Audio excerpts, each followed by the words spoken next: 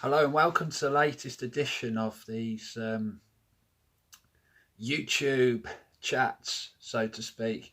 I'm James. I'm the lead singer, frontman of Shropshire's most famous rock and roll band. We're called Plutonium.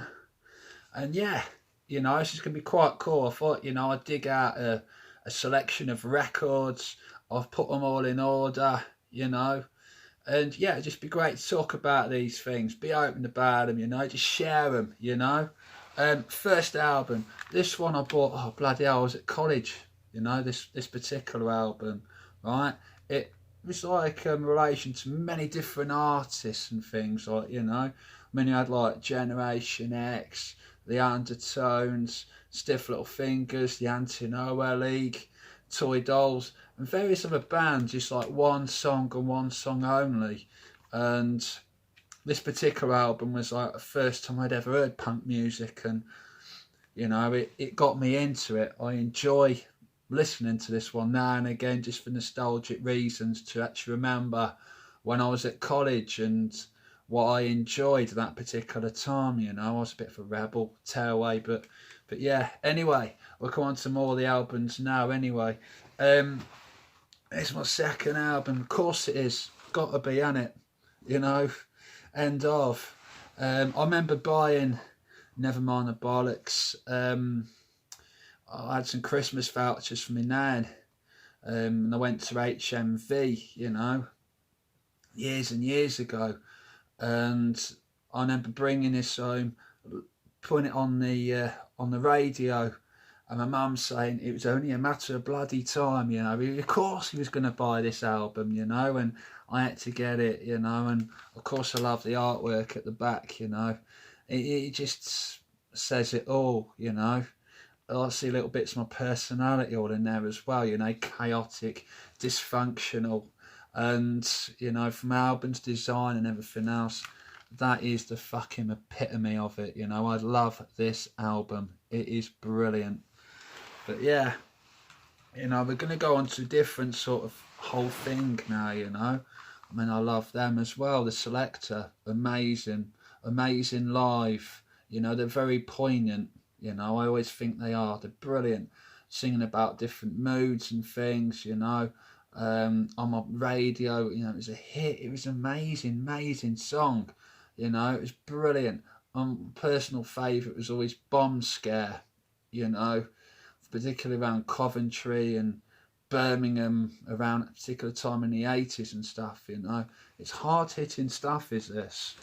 It's amazing. But yeah, other one, right? Cannot beat them. Love the Anti-Nowhere League, right? How to be bloody offensive and enjoy it, right?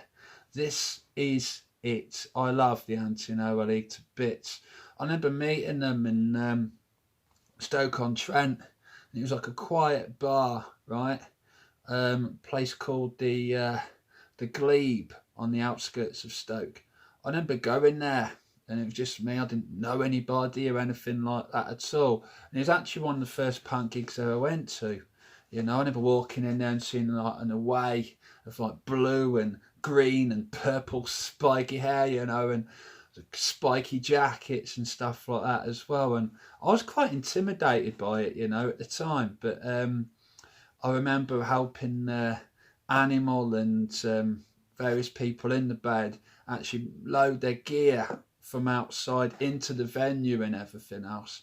And Steve and everybody in the band, even Animal, signed a poster. I've still got that somewhere, which I'll eventually will dig out and I'll share it with you people. This is amazing, really.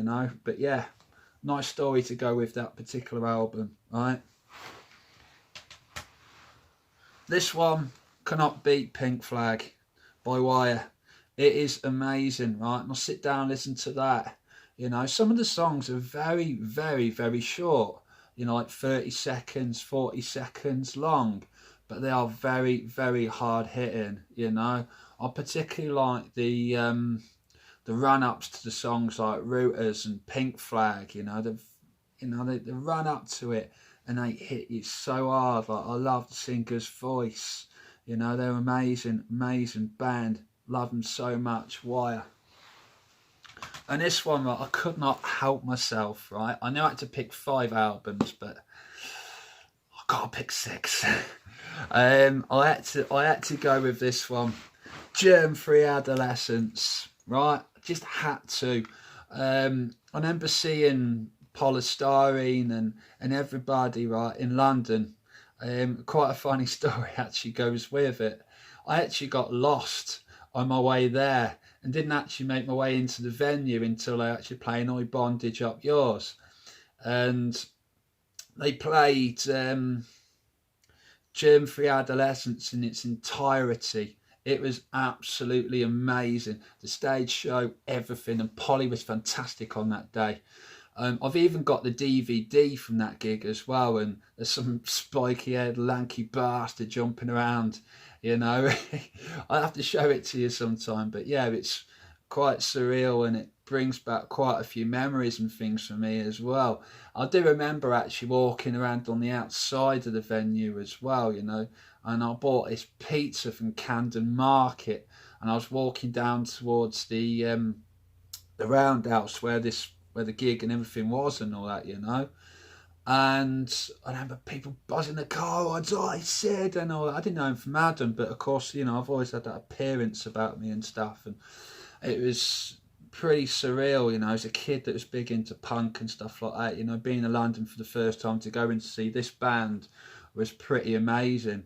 I even remember people saying to me, why are you paying 30 quid for a ticket, man? You know, it's punk, it should be cheaper than that. But I didn't realise at that particular time as well that it was 30 quid well spent, you know, in a sad way. It was Polly's last gig and stuff, you know. And what an amazing band, all right? I'm going to end it on that note, but I'm going to share some more stuff with you people, all right? So keep you posted.